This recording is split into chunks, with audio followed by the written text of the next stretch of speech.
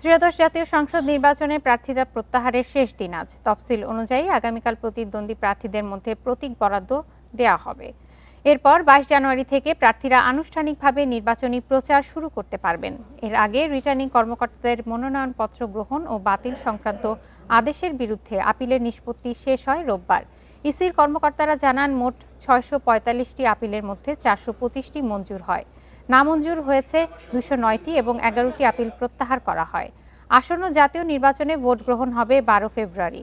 সেদিন সকাল ৭:৩০ থেকে বিকেল ৪:৩০ পর্যন্ত বিরতিহীনভাবে ভোট গ্রহণ চলবে। ব্যালট পেপারের মাধ্যমে স্বচ্ছ ব্যালট বাক্সে ত্রয়োদশ জাতীয় সংসদ নির্বাচন ও গণভোটের ভোট গ্রহণ সম্পন্ন হবে। পোস্টাল ব্যালটে কারচুপির সুযোগ নেই বলে মন্তব্য করেছেন নির্বাচন কমিশনার আবুল ফজল মোহাম্মদ সানাউল্লাহ। বলেন, পোস্টাল ব্যালট নিয়ে বিভ্রান্তিকর তথ্য ছড়ানো হচ্ছে। তারপরও রাজনৈতিক দলগুলোর অভিযোগ খতিয়ে দেখা হচ্ছে বলে জানান আরেক কমিশনার আনোয়ারুল ইসলাম সরকার। সোমবার রাজধানীতে আলাদা দুটি জায়গায় এসব কথা বলেন কমিশনাররা। মঙ্গলবারের মধ্যে ভোট কেন্দ্রের তালিকা প্রকাশ করা হবে। ফেব্রুয়ারির শুরুতে ব্যালট সহ অন্যান্য নির্বাচনী সামগ্রী পাঠানো হবে রিটার্নিং কর্মকর্তার কাছে, আর ভোটের আগের দিন ব্যালট যাবে কেন্দ্রে। নির্বাচন ঘিরে আইনশৃঙ্খলা পরিস্থিতি নিয়ে তৎপর ইসি। সোমবার সিইসির সঙ্গে বৈঠক করেন আইজিপি বাহারুল আলম। এদিকে ইসি আনোয়ারুল ইসলাম সাংবাদিকদের বলেন, নির্বাচন ঘিরে রাজনৈতিক দলগুলো নিজেদের অভিযোগ ও পরামর্শ দিচ্ছেন। সবকিছুই খতিয়ে দেখে ব্যবস্থা নিচ্ছে কমিশন। সবাই আসতেছে নির্বাচন কমিশনে, তাদের অভিযোগ অনুযোগ পরামর্শ এগুলো দিচ্ছে। এতে করে কিন্তু নির্বাচন কমিশন এনরিচ হচ্ছে, কোনো চাপ নেই, কারণ সবাই চাচ্ছে ভালো নির্বাচন, কমিশনও চাচ্ছে ভালো নির্বাচন, নিরপেক্ষ নির্বাচন। এছাড়া কমিশনার মোহাম্মদ সানাউল্লাহ বলেন, পোস্টাল ব্যালটে একজনের ভোট আরেকজনের দেওয়ার কোনো সুযোগ নেই। এ নিয়ে সামাজিক যোগাযোগ মাধ্যমে বিভ্রান্তিকর তথ্য ছড়ানো হচ্ছে।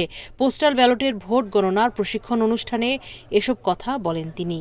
সোশ্যাল মিডিয়ার কার উদ্দেশ্য কি আমরা জানি না, পেছন থেকে কে কাজ করছে তাও জানি না, তারা কি নির্বাচন চায় না তাও আমরা জানি না। সুনির্দিষ্ট কিন্তু দেখবেন কোনো অভিযোগ নেই। সোশ্যাল মিডিয়ায় যে জিনিসগুলো আছে এখানে কোনো সুনির্দিষ্ট অভিযোগ নেই, এগুলো হচ্ছে মানুষের মাঝে বিভ্রান্তি ছড়ানো। মঙ্গলবার প্রার্থিতা প্রত্যাহারের শেষ দিন। বুধবার প্রতীক বরাদ্দ এবং বৃহস্পতিবার থেকে প্রচারণা শুরু। সুলতানা জাহান মিতু, ইন্ডিপেন্ডেন্ট নিউজ, ঢাকা। ত্রয়োদশ জাতীয় সংসদ নির্বাচনে মোট ৪২,৭৬১টি ভোট কেন্দ্রের মধ্যে বেশি ঝুঁকিপূর্ণ ৮,৭৮০টি। এছাড়া ১৬,৫৪৮টি কেন্দ্রকে ঝুঁকিপূর্ণ চিহ্নিত করা হয়েছে বলে জানিয়েছেন স্বরাষ্ট্র উপদেষ্টা। নিরাপত্তায় মোতায়েন থাকবেন আইনশৃঙ্খলা বাহিনীর প্রায় ৯ লাখ সদস্য। সোমবার সচিবালয়ে আইনশৃঙ্খলা বিষয়ক সভা শেষে তিনি এসব কথা জানান। মাস গণনা শেষে এখন নির্বাচনের অপেক্ষায় দিনের হিসেব। ত্রয়োদশ সংসদ নির্বাচনের বাকি মাত্র ২২ দিন। সুষ্ঠু ও গ্রহণযোগ্য নির্বাচনে আয়োজনে বেশি তৎপর প্রশাসন। সোমবার দুপুরে সচিবালয়ে আইনশৃঙ্খলা বিষয়ক উপদেষ্টা কমিটির ২০তম সভা শেষে কথা বলেন স্বরাষ্ট্র উপদেষ্টা জাহাঙ্গীর আলম চৌধুরী। জানান, ঝুঁকিপূর্ণ কেন্দ্রের নিরাপত্তায় সেনা, নৌ, বিমান, পুলিশ, বিজিবি, আনসার সহ বিভিন্ন বাহিনীর প্রায় ৯ লাখ সদস্য মোতায়েন থাকবে। সর্বমোট ৮,৯৭,১১৭ জন আইন শৃঙ্খলা বাহিনীর সদস্য মোতায়েন করা হবে। আসন্ন জাতীয় সংসদ নির্বাচনে ভোট কেন্দ্রের সংখ্যা হবে ৪২,৭৬১টি। তার মধ্যে অধিক গুরুত্বপূর্ণ ভোট কেন্দ্র থাকবে ৮,৭৮০টি। গুরুত্বপূর্ণ ভোট কেন্দ্র ১৬,৫৪৮টি। এবারই প্রথম নির্বাচনে ২৫,০০০ বডি ক্যামেরা এবং ৪১৮টি ড্রোন ব্যবহার হচ্ছে বলে জানান স্বরাষ্ট্র উপদেষ্টা। ২৫,০০০ বডি ওয়ার্ন ক্যামেরা ব্যবহার করবে। উপদেষ্টা আরও জানান, অপারেশন ডেভিল হান্টের দ্বিতীয় ধাপে এখন পর্যন্ত প্রায় ২০,০০০ জন গ্রেপ্তার এবং ৩৪৬টি অস্ত্র উদ্ধার হয়েছে। অপারেশন ডেভিল হান্ট ফেজ ২ এর অভিযানে ১৯,৮৫৪ জনকে গ্রেপ্তার করা হয়েছে। তাছাড়া এই অভিযানে ৩৪৬টি অগ্নেয়াস্ত্র, ২,১৯১ রাউন্ড গুলি, ৭২২ রাউন্ড কার্তুজ, ৬৯৪টি দেশীয় অস্ত্র, গ্রেনেড, মর্টার, গোলা গান পাউডার, আতশবাজি, বোমা তৈরি উপকরণ ইত্যাদি উদ্ধার করা হয়েছে। এদিকে 31 জানুয়ারির মধ্যে সব বৈধ অস্ত্র জমা দেওয়ার নির্দেশ দিয়েছে সরকার। উপদেষ্টা জানান, আবেদন করলে শুধু এমপি প্রার্থীরা অস্ত্র বা গানম্যান পাবেন। Hasif Mahmud Shah, independent news, Dhaka. নির্বাচনী প্রচারে খালেদা জিয়ার মৃত্যুকে ব্যবহার করা হচ্ছে বলে অভিযোগ করেছেন এনসিপির আহ্বায়ক নাহিদ ইসলাম। মন্তব্য করেন, নির্বাচন কমিশন এসব দেখেও না দেখার ভান করছে। সোমবার রাষ্ট্রীয় অতিথি ভবন যমুনায় প্রধান উপদেষ্টার সঙ্গে বৈঠক শেষে নাহিদ এ কথা বলেন। তিনি অভিযোগ করেন, ঋণখেলাপি ও দ্বৈত নাগরিকত্বের অভিযোগ থাকলেও বিএনপির প্রার্থীদের ছাড় দিয়েছে ইসি। এসব পক্ষপাতমূলক আচরণের বিরুদ্ধে আইনি লড়াই ও আন্দোলনের হুঁশিয়ারি দিয়েছেন নাহিদ। এ সময় আসিফ মাহমুদ সজীব ভূঁইয়া বলেন, নাহিদ ইসলাম ও নাসির উদ্দিন পাটোয়ারিকে নিয়ম বহির্ভূতভাবে শোকজ করা হয়েছে। এমন কোনো পরিবেশ তৈরি করবেন না যেখানে আমাদেরকে বাধ্য হতে হয় ভিন্ন কোনো কিছু চিন্তা করার জন্য। যদি এই যে অনিয়ম চলছে, এই অনিয়ম চলতে থাকে, তাহলে আমাদের দলের পক্ষ থেকে, আমাদের জোটের পক্ষ থেকে আমরা একসঙ্গে প্রস্তুত আছি যে কোনো সিদ্ধান্ত গ্রহণের জন্য। যে একটা ছাত্র সংগঠন সে গুন্ডা বাহিনীর মতো ইলেকশন কমিশনের সামনে যা বসে রয়েছে, তাদের সিনিয়র নেতৃবৃন্দ গিয়ে রায়ের আগে যে তাদের সাথে মিটিং করে তাদের পক্ষে রায় নিয়ে আসতেছে, তাহলে এটা কি বার্তা দিতেছে? এবং একটা সংবিধানের ভুল ব্যাখ্যা ইলেকশন কমিশন দিয়ে দিতেছে। 2008-এর মতো কোনো নির্বাচনের যদি পরিকল্পনা থাকে, এটা এবার সফল হবে না, এবার 91-এর মতো ইলেকশন হবে। গণভোটে হ্যাঁ ভোট দেওয়ার মানে বৈষম্য, শোষণ আর নিপীড়ন থেকে মুক্তি, এমন মন্তব্য করেছেন প্রধান উপদেষ্টা অধ্যাপক মোহাম্মদ ইউনূস। গণভোট ও জাতীয় নির্বাচন প্রসঙ্গে সন্ধ্যা 6:30টায় জাতির উদ্দেশ্যে দেয়া ভাষণে তিনি এ কথা বলেন। অধ্যাপক ইউনূস বলেন, হ্যাঁ ভোট দিলে সরকার ইচ্ছামতো সংবিধান পরিবর্তন করতে পারবে না। তত্ত্বাবধায়ক সরকার ও নির্বাচন কমিশন গঠনে একসাথে কাজ করবে সরকারি ও বিরোধী দল। তিনি আরও বলেন, ডেপুটি স্পিকার ও সংসদের গুরুত্বপূর্ণ কমিটির সভাপতিরা বিরোধী দল থেকে হবেন। বিচার ব্যবস্থা স্বাধীনভাবে কাজ করবে। রাজনৈতিক দলের ঐক্যমতের ভিত্তিতে জুলাই সনদ তৈরি হয়েছে বলে জানান প্রধান উপদেষ্টা। গণভোটে হ্যাঁ ভোট জয়ী হলে সংসদে নারীদের প্রতিনিধিত্ব বাড়বে বলেও জানান প্রধান উপদেষ্টা অধ্যাপক মোহাম্মদ ইউনূস। আগামী নির্বাচনে গণভোটে অংশ নেন, রাষ্ট্রকে আপনার প্রত্যাশা মতো গড়ে তোলার জন্য হেঁতে সিল দেন। নতুন বাংলাদেশ গড়ার চাবি এখন আপনার হাতে। হেঁতে সিল দিলে নতুন বাংলাদেশ গড়ার দরজা খুলে যাবে। হেঁতে আপনি নিজে সিল দেন, আপনার পরিচিত সবাইকে সিল দিতে উদ্বুদ্ধ করুন।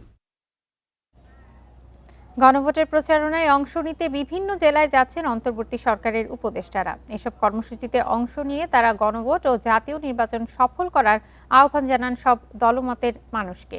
এ সময় রাষ্ট্রকে নতুনভাবে সাজাতে গণভোটের পক্ষে ভোট দেওয়ার গুরুত্ব তুলে ধরেন তারা। বিভিন্ন জেলায় ভোটের গাড়ি নিয়ে গণভোটের প্রচারে অংশ নেন উপদেষ্টারা। টাঙ্গাইল ও মানিকগঞ্জে প্রচারণায় জ্বালানি উপদেষ্টা বলেন, গণভোট ও ভোট সফল করার মূল দায়িত্ব রাজনৈতিক দলগুলোর। প্রত্যেকটা সরকারের একটা ভিত্তি থাকে। এই সরকারের ভিত্তি হচ্ছে তিনটা, যেটা বললাম, বিচার, নির্বাচন, অবাধ সুষ্ঠু নির্বাচন, আর হচ্ছে সংস্কার। কিশোরগঞ্জে গণভোটের প্রচারে অংশ নেন স্থানীয় সরকার উপদেষ্টা আদিলুর রহমান। এ সময় তিনি জুলাই সনদ বাস্তবায়ন নিশ্চিতে হ্যাঁ ভোট দেওয়ার আহ্বান জানান। বগুড়ায় আইন উপদেষ্টা আসিফ নজরুল তুলে ধরেন হ্যাঁ ভোটের প্রয়োজনীয়তা। এই দেশ থেকে দুর্নীতি, অনিয়ম, অবিচার, শোষণ, বৈষম্য দূর করার জন্য কি ভোট দিব? আবার জোরে বলেন, হ্যাঁ ভোট দিব। এটা কোনো দলের ম্যান্ডেট না, এটা বাংলাদেশের মানুষের ম্যান্ডেট।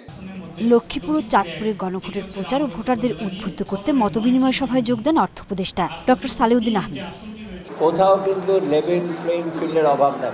আর আমরা যে যাচ্ছি, আমরা কোনো ক্যান্ডিডেটের সাথে কথা বলছি না, আমরা কোনো ক্যান্ডিডেটের কোনো বিপরীতের সাথে কথা, আমরা মানুষের, জনগণের সাথে কথা বলছি। ময়মনসিংহে প্রধান উপদেষ্টার বিশেষ সহকারী অধ্যাপক আলী রিয়াজ বলেন, গণভোটের পক্ষে কাজ করতে প্রজাতন্ত্রের কর্মকর্তা কর্মচারীদের কোনো বাধা নেই। গোলাপী ব্যালট রাষ্ট্র সংস্কারের পথরেখা তৈরি করে দেবে। এইটা কে ক্ষমতায় গেল না গেল তাতে কিছু যায় আসে, প্রত্যেককে এই দায়িত্ব পালন করতে হবে। নেত্রকোনায় জুলাই সনদ বাস্তবায়নে হ্যাঁ ভোটের পক্ষে পথসভা করেন বাণিজ্য উপদেষ্টা। এছাড়া রংপুর, যশোর, হবিগঞ্জ, জয়পুরহাটেও একই ধরনের কর্মসূচিতে অংশ নেন উপদেষ্টারা। সোহেলি জাহান, ইন্ডিপেন্ডেন্ট নিউজ। যানজট, অপরিকল্পিত নগরায়ন সহ নানা সমস্যায় জর্জরিত ঢাকা ৩ আসন। এই আসনের প্রার্থীরা বলছেন এসব সমস্যার সমাধানকে সবচেয়ে বেশি গুরুত্ব দিয়ে প্রচার চালানো হবে। যাকে সবচেয়ে বেশি যোগ্য মনে হবে তাকেই নির্বাচিত করবেন বলে জানাচ্ছেন ভোটাররা। ঢাকা ৩ আসন কেরানীগঞ্জ উপজেলার জিঞ্জিরা, আগানগর, তেঘরিয়া, কোন্ডা ও সুবাড্ডা এই ৫ ইউনিয়ন নিয়ে গঠিত। ভোটার ৩,৬২,০০০। এই এলাকায় একদিকে যানজট, অন্যদিকে অপরিকল্পিত নগরায়ন, সেই সঙ্গে রয়েছে বেকারত্বের সমস্যা, রাস্তাঘাটেরও বেহাল দশা। রাস্তাঘাটের সমস্যা আছে, তারপরে ড্রেন লাইনের সমস্যা আছে। সুষ্ঠু নির্বাচন চাই, যাতে সুষ্ঠুভাবে আমরা থাকতে পারি। এই আসনে বিএনপির প্রার্থী স্থায়ী কমিটির সদস্য গয়েশ্বরচন্দ্র রায়, তিনি বলছেন এলাকার যেসব সমস্যা রয়েছে সেগুলো চিহ্নিত করা হচ্ছে। নির্বাচিত হলে এলাকায় নতুন কর্মসংস্থান সৃষ্টি করা হবে, আর সমস্যাগুলো ধাপে ধাপে সমাধান করা হবে। উন্নয়নটা পরিকল্পিতভাবে করতে হবে। পরিকল্পিতভাবে যদি উন্নয়নটা না করা হয় তাহলে কেরানীগঞ্জ হবে বসবাসের জন্য একটা অনুপযোগী। ইতিমধ্যেই এমন কিছু এলাকা আছে, জনবহুল এলাকা, বড় বড় বিল্ডিং আছে, গাড়ি যায় না। এলাকায় জামায়াতের প্রার্থী শাহিনুল ইসলাম, তিনি বলছেন সাধারণ মানুষের সমস্যা সমাধানের জন্য নানা পরিকল্পনা নেওয়া হয়েছে। জনমতের ভিত্তিতে এলাকার উন্নয়ন করাই তার লক্ষ্য। তাদেরকে সাথে নিয়ে একটা চমৎকার একটা প্ল্যান তৈরি করা, যে প্ল্যানের মাধ্যমে আমাদের এই যে আমাদের জলাবদ্ধতা, আমাদের যানজট, তারপর আমাদের রাস্তাঘাটের যে অবকাঠামো জিনিস সঠিক না থাকা, তো এগুলোর ব্যাপারে আমরা ইতিমধ্যেই ভাবছি। নির্বাচন কমিশনের তথ্য অনুযায়ী এ আসনে এখন পর্যন্ত অন্য বৈধ প্রার্থীরা হলেন ইসলামী আন্দোলন বাংলাদেশের সুলতান আহমদ খান, গণফোরামের মোহাম্মদ রওশন ইয়াজদানি, বাংলাদেশ সমাজতান্ত্রিক দল বাসদের মজিবুর হাওলাদার, গণ অধিকার পরিষদের সাজ্জাদ, গণসংহতি আন্দোলনের বাচ্চু ভুইয়া, বাংলাদেশ কংগ্রেসের মোহাম্মদ জাফর। চায়ের দোকান থেকে শুরু করে পাড়া মহল্লায় সব জায়গায় আলোচনা নির্বাচন নিয়ে। সাধারণ মানুষ বলছে ভোটের পরিবেশ একদম সুষ্ঠু থাকবে, সেই সঙ্গে ভোটাররা যেন নির্বিঘ্নে কেন্দ্রে যেতে পারে সেটি প্রশাসনকে নিশ্চিত করতে হবে। নূরে আলম, ইন্ডিপেন্ডেন্ট নিউজ, ঢাকা। আনুষ্ঠানিকভাবে শুরু না হলেও নানা কৌশলে প্রচারণা চালাচ্ছেন দিনাজপুরের ৬টি আসনের প্রার্থীরা। এবার কার্যক্রম নিষিদ্ধ আওয়ামী লীগ না থাকায় বিএনপি ও জামায়াতের মধ্যে প্রতিদ্বন্দ্বিতা হবে বলে ধারণা ভোটারদের। এছাড়া বিদ্রোহীরাও চ্যালেঞ্জ জানাচ্ছেন বিএনপির প্রার্থীদের। ১৩টি উপজেলা নিয়ে দিনাজপুর জেলা, সংসদীয় আসন ৬টি। নির্বাচন ঘিরে আনুষ্ঠানিক প্রচার শুরুর আগেই মনোনয়ন বৈধ হওয়া প্রার্থীরা মাঠে নানা কৌশলে করছেন প্রচারণা। এবার আসা যাক আগের হিসাবে। ২০০৮ সাল পর্যন্ত ৫টি নির্বাচনে দিনাজপুর ১, ২ ও ৪ নম্বর আসনে ৩বার করে জয় পায় আওয়ামী লীগ, ২বার করে জয়ী হয় দিনাজপুর ৩ ও ৬ আসনে। এছাড়া দিনাজপুর ৫ আসনে জয় পায় ৪বার। কার্যক্রম নিষিদ্ধ আওয়ামী লীগ এবার নেই, তাই এবার ভোটারদের আলোচনায় বেশি বিএনপিকে ঘিরে। এরপরই আছে জামায়াত, একটি আসনে জাতীয় পার্টিও আলোচনায় আসছে। তবে ৫ ও ২ নম্বর আসনে বিদ্রোহী থাকায় কিছুটা চাপে বিএনপির মনোনীত প্রার্থীরা, আর ৫ নম্বর আসনটি এনসিপির আব্দুল আহাদকে ছেড়ে দিয়েছে জামায়াত। আমরা আশা করব যে এখানে কোনো বিদ্রোহী প্রার্থী ইনশাল্লাহ থাকবে না। ধানের শীষ এখানে নির্বাচন করবে এবং ৬টি নির্বাচনী আসনে ধানের শীষের অবস্থান অত্যন্ত সুসংহত। জনগণের কাছে মত যাচাই করার জন্য জনগণের জনপ্রতিনিধি, তাদের কাঙ্ক্ষিত প্রতিনিধি যারা তারা নির্বাচিত করতে পারে, এই জন্য আমরা স্বতন্ত্র প্রার্থী হিসাবে প্রতিদ্বন্দ্বিতা করতেছি। সকল জনশক্তিকে নিয়ে আমি সর্বাত্মক ভূমিকা নিব ইনশাআল্লাহ। এলাকাবাসী মনে করে আমাদের দ্বারাই আগামীতে এই ৪ উপজেলার উন্নয়ন সম্ভব। শুধু মার্কা দেখে ভোট দেওয়ার আগের প্রবণতা থেকে বের হয়ে আসতে চান ভোটাররা। এবার প্রার্থীদের ব্যক্তিগত যোগ্যতাও বিবেচনায় রাখবেন তারা। সরকার ভালো মতন পাই, আবার সমাধান আমার ভালো হয়, আমার এটাই। সবাইকে সাথে নিয়ে তারা কতটুকু চলতে পারবে, সেখানে নারী আছে, আদিবাসী আছে, তারপরে সংখ্যালঘু আছে। দিনাজপুরের ৬টি আসনে বিভিন্ন দলের প্রার্থী ৪২ জন, ভোটার রয়েছেন ২৬,৬০,৭৩৪ জন। Independent news. মনোনয়ন চূড়ান্ত হওয়ার পর গণসংযোগে ব্যস্ত খুলনা ৪ আসনের প্রার্থীরা। ভোটের মাঠে লড়ছেন বিএনপির আজিজুল বারী হেলাল, ইসলামী আন্দোলনের মাওলানা ইউনুস আহমদ, জামায়াতের মোহাম্মদ কবিরুল ইসলাম ও খেলাফত মজলিসের সাখাওয়াত হোসেন। করছেন গণসংযোগ, দিচ্ছেন নানা প্রতিশ্রুতি, তবে ভোটাররা দেখতে চাচ্ছেন বন্ধ পাটকল চালুসহ এলাকার প্রকৃত উন্নয়ন। ভৈরব ও রূপসা নদী বেষ্টিত তেরোখাদা, রূপসা ও দিঘলিয়া উপজেলা নিয়ে খুলনা ৪ আসন। আসন্ন নির্বাচনে আসনটি থেকে ভোটের মাঠে আছেন বিএনপি, জামায়াত সহ বিভিন্ন দলের ৪ প্রার্থী, চালাচ্ছেন জোর গণসংযোগ। আসনটিতে বিএনপির প্রার্থী দলটির তথ্য বিষয়ক সম্পাদক আজিজুল বারী হেলাল। তার আশা, ভবিষ্যৎ বাংলাদেশ নিয়ে বিএনপির পরিকল্পনায় আকৃষ্ট হয়েই মানুষ তাকে ভোট দেবেন।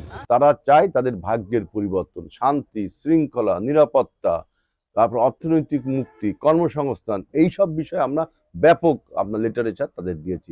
এই জন্য আমাদের জয়ের আশাবাদ সবচেয়ে বেশি। থেমে নেই ইসলামী আন্দোলন বাংলাদেশও। জয় নিশ্চিতে ভোটের মাঠে কাজ করছেন দলটির প্রার্থী। আমরা সেটাই চাই, দেশের মানুষের কল্যাণ হোক। বিশেষ করে নির্বাচনী এলাকা খুলনা ৪, রূপসা, তেরোখাদা, দিঘলিয়া সর্বস্তরের মানুষ তারা যেন শান্তি, নিরাপত্তা এবং অধিকার প্রাপ্ত হয়ে বসবাস করতে পারে, এটি আমাদের কামনা। গণসংযোগে পিছিয়ে নেই জামায়াতে ইসলামীর প্রার্থী মোহাম্মদ কবিরুল ইসলামও। প্রত্যেক মানুষ তার প্রত্যেকটা ওয়ার্ডে এমনভাবে ভুক্তভোগী যে তারা দেখছে যে ঘুষ ছাড়া কোনো কাজ উদ্ধার হয় না। আমরা মানুষের কাছে ইনসাফের কথা বলছি, ন্যায়ের কথা বলছি, যার কারণে এই দৃষ্টিতে মানুষ কিন্তু জামাত ইসলামের দিকে বেশি ঝুঁকে পড়ছে। ভোটাররা বলছেন প্রার্থীদের প্রতিশ্রুতির ফুলঝুরি নয়, বন্ধ পাটকল ও মৎস্য প্রক্রিয়াজাত কারখানা চালুসহ এলাকার উন্নয়নে নিবেদিত প্রার্থীকেই ভোট দিবেন তারা। নির্বাচনে যাতে দেশের ভালো অবস্থা হয় এইসব আমরা চাই, যোগ্য লোক চাই আমরা। আমাদের এই রূপসা একটা সেতু হবে, আমাদের এই যে জেলখানাঘাটে একটা সেতুর জন্য আমাদের অনেক জেলখানাঘাটে যে দেখেন যে কিভাবে যানজট, এই যানজটের নিরসন করবে, বাজারে একটা সংকলন করে সুন্দর পরিবেশ আনবে। আমাদের এরকম একটা নেতা আমাদের এই এলাকায় দরকার। খুলনা ৪ আসনে মোট ভোটার ৩,৭৮,৪৫৩ জন। অভিজিৎ পাল, ইন্ডিপেন্ডেন্ট নিউজ, খুলনা। পর্যটন নগরী হিসেবে পরিচিত কক্সবাজারের 4টি আসনের মধ্যে গুরুত্বপূর্ণ আসন কক্সবাজার ১, চকরিয়া, পেকুয়া উপজেলা নিয়ে। এই আসনের এবারের ভোট যুদ্ধ হবে বিএনপির স্থায়ী কমিটির সদস্য সালাউদ্দিন আহমেদ এবং জামায়াতের প্রার্থী আব্দুল্লাহ আল ফারুকের মধ্যে। আসনটিকে বিএনপির দুর্গ বলা হলেও বিন্দু পরিমাণে ছাড় দিতে নারাজ জামায়াত। ভোটারদের মন জয় করতে পার করছেন ব্যস্ত সময়। এক সময়ের জোটের শরিক হলেও এখন একে অপরের প্রতিদ্বন্দ্বী বিএনপি, জামায়াত। 9 বছর পর ভারতের শিলং থেকে ফিরে কক্সবাজার 1 আসনে ভোটের লড়াইয়ে নেমেছেন বিএনপির স্থায়ী কমিটির সদস্য সালাউদ্দিন আহমেদ। তবে এই হেভিওয়েট প্রার্থীর জয়রথ রুখতে মাঠে নেমেছেন জামায়াত ইসলামীর তরুণ নেতা আব্দুল্লাহ আল ফারুক। গণ অধিকার পরিষদের প্রার্থী আব্দুল কাদের প্রাইম বিএনপিকে সমর্থন দিয়ে মাঠ ছাড়লেও বিএনপির দুর্গে দখল নিতে চায় জামায়াত। নির্বাচনী পথসভায় জামায়াতের বিরুদ্ধে ধর্মকে ব্যবহারের অভিযোগ সালাউদ্দিন আহমেদের। আলম সমাজের অর্থনৈতিক সমৃদ্ধির জন্য, সামাজিক মর্যাদা বৃদ্ধির জন্য কোনো পরিকল্পনা না দিয়ে শুধু শুধু ইসলামের দোহাই দিয়ে ধর্ম বিক্রি করা শুরু করেছে, সেটা আপনাদেরকে দেখতে হবে। পাল্টা বক্তব্যে সকল ধর্মের মানুষের সমান অধিকার নিশ্চিত করার প্রতিশ্রুতি জামায়াত প্রার্থীর। আমরা যদি ক্ষমতায় যাই, আমরা হিন্দু, বৌদ্ধ, খ্রিস্টান এদের সম্মান অক্ষুণ্ণ রাখার পাশাপাশি এদের মর্যাদা এবং এদের অধিকার আমরা প্রতিষ্ঠা করব। শুধু চকরিয়া, পেকুয়া নয়, কক্সবাজারের 4টি আসনেই ধানের শীষের বিজয় নিশ্চিত দেখছেন বিএনপির স্থানীয় নেতারা। তারা ভোট কেন্দ্রে গিয়ে আমাদের প্রার্থীকে ভোট দেওয়ার জন্য তাদের আগ্রহ আমরা বহুল অংশে দেখেছি। তাই আমরা আশাবাদী 4টা আসনেই আমাদের প্রার্থীরা বিপুল ভোটে জয়ী হবে ইনশাআল্লাহ। তবে সুষ্ঠু নির্বাচনের পরিবেশ নিয়ে শঙ্কায় নাগরিক সমাজের প্রতিনিধিরা। ফ্রি ফেয়ার ইলেকশন হওয়ার মতো পরিবেশ এখনো হয়নি এই সময় পর্যন্ত, কিন্তু নির্বাচনের এখনো মাসখানেক বাকি আছে। এই সময়টিকে যদি ঠিকমতো কাজে লাগানো যায় তাহলে 12 তারিখ একটি সুন্দর নির্বাচন উপহার দেওয়া সম্ভব। এখানে কেউ কারোর উপর প্রভাব বিস্তার করার মতো কোনো সুযোগ নেই। এখানে সবাই সমান সুযোগ পাবে এবং প্রার্থী হিসাবে জনগণ বেছে নেবে সে কে ভালো কে মন্দ।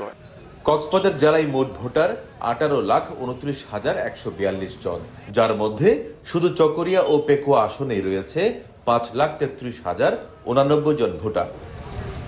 তৌফিকুল ইসলাম, ইন্ডিপেন্ডেন্ট নিউজ, কক্সবাজার। সিলেটের শাহজালাল বিজ্ঞান ও প্রযুক্তি বিশ্ববিদ্যালয়ের কেন্দ্রীয় সংসদ নির্বাচন স্থগিতের প্রতিবাদে উপাচার্য সহ অবরুদ্ধ কর্মকর্তারা প্রায় 12 ঘন্টা পর মুক্ত হয়েছেন। রাত 1টার দিকে প্রশাসনিক ভবনের তালা খুলে দেন আন্দোলনকারীরা। তবে উপাচার্য সিলেট ছাড়তে পারবেন না এমন শর্ত দেন আন্দোলনরত শিক্ষার্থীরা। একই সঙ্গে আজ নতুন কর্মসূচি ঘোষণার আভাস দেন তারা। সকালে বিশ্ববিদ্যালয়ের গোল চত্বরে শিক্ষার্থীদের উপস্থিত থাকার ডাক দেন আন্দোলনরত তারা। এর আগে গতকাল বেলা 2টায় বিশ্ববিদ্যালয়ের কেন্দ্রীয় ছাত্র সংসদ ও হল সংসদ নির্বাচন 4 সপ্তাহের জন্য স্থগিত করে হাইকোর্ট। এর প্রতিবাদ মহাসড়কে অবরোধ করে আন্দোলন শুরু করেন শাকসুর প্রার্থী ও সাধারণ শিক্ষার্থীরা। পরে দুপুরে প্রশাসনিক ভবনে তালা দিলে অবরুদ্ধ হয়ে পড়েন ভিসি, প্রো-ভিসি সহ কর্মকর্তা কর্মচারীরা। প্রশাসনের সঙ্গে 2 দফা বৈঠক শেষে রাত 1টায় প্রশাসনিক ভবনের তালা খুলে দেন আন্দোলনকারীরা। আগামী 3 ফেব্রুয়ারি দিবাগত রাতে সারা দেশে পবিত্র শবে বরাত পালিত হবে। সোমবার ইসলামিক ফাউন্ডেশনের সংবাদ বিজ্ঞপ্তিতে এ তথ্য জানানো হয়। এর আগে সন্ধ্যায় দেশের কোথাও পবিত্র শাবান মাসের চাঁদ দেখা যায়নি, ফলে আজ রজব মাসে 30 দিন পূর্ণ হবে। 21 জানুয়ারি থেকে পবিত্র শাবান মাস গণনা শুরু হবে। সেই মোতাবেক সোমবার সন্ধ্যায় জাতীয় চাঁদ দেখা কমিটির সভায় সিদ্ধান্ত হয় আগামী 3 ফেব্রুয়ারি পবিত্র শবে বরাত পালিত হবে। শবে বরাত মুসলমানদের কাছে লাইলাতুল বরাত নামেও পরিচিত। এর অর্থ সৌভাগ্যের রাত। এই রাতে মুসলমানরা পরম করুণাময় আল্লাহর অনুগ্রহ লাভের আশায় নফল নামাজ পড়েন, কোরআন তিলাওয়াত করেন এবং জিকিরে মগ্ন থাকেন। সদ্য সমাপ্ত বছরে 3,142 কোটি 68 লাখ টাকা লাভ করেছে চট্টগ্রাম বন্দর। আর ভ্যাট ও কর বহির্ভূত আয় হিসেবে সরকারের কোষাগারে জমা দিয়েছে 1,804 কোটি টাকা। এই অঙ্ক গত 5 বছরের মধ্যে সর্বোচ্চ। সেবার মান ধরে রেখে অপ্রয়োজনীয় ব্যয় কমানোর সুফল মিলেছে বলছে বন্দর কর্তৃপক্ষ। রাশিয়া ইউক্রেন যুদ্ধ, মধ্যপ্রাচ্যে অস্থিরতা সহ নানা ঘটনা দেশের রপ্তানি খাতে নেতিবাচক প্রভাব ফেলেছে। সেই সাথে রয়েছে দেশের নির্বাচন ঘিরে নানামুখী অনিশ্চয়তা।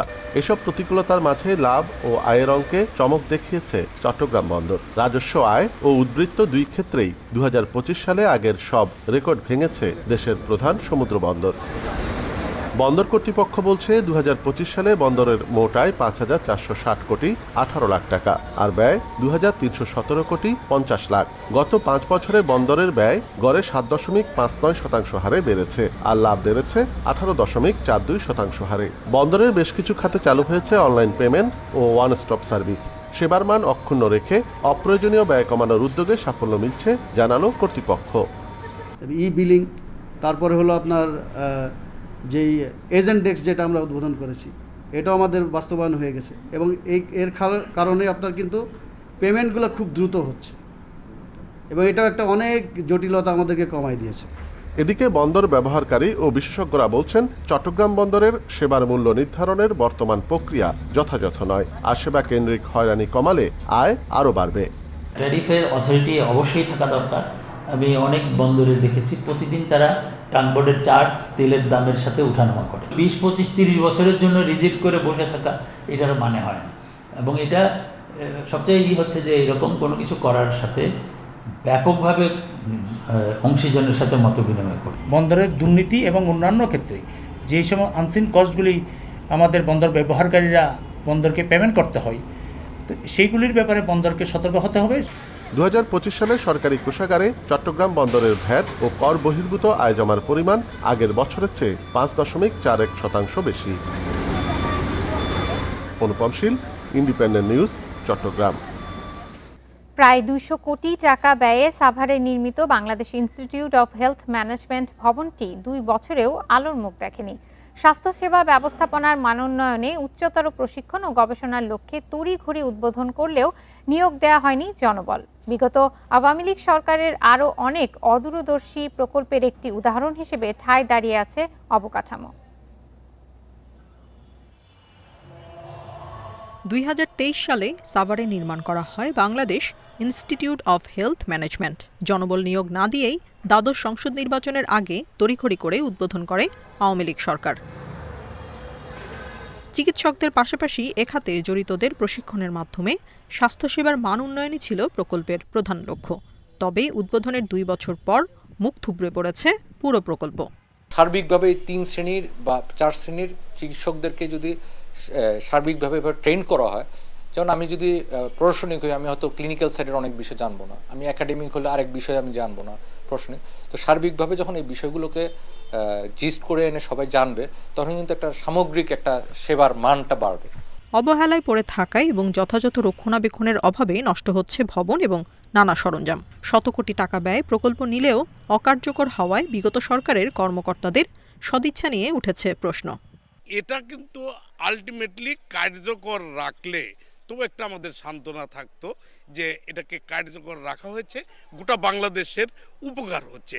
রাষ্ট্রের উচিত খুব দ্রুত একটা পদক্ষেপ নেওয়া, যাতে এটা থেকে আমরা জনগণ সুফল পেতে পারি। এদিকে প্রতিষ্ঠানটি চালুর ব্যাপারে মন্ত্রণালয় কাজ করছে বলে জানায় উপজেলা প্রশাসন। জনবল নিয়োগ না হওয়ার কারণে এই বিষয়টাই প্রতিষ্ঠানটি হস্তান্তর হচ্ছে না বা স্বাস্থ্য মন্ত্রণালয় কাজ শুরু করতে পারছে না।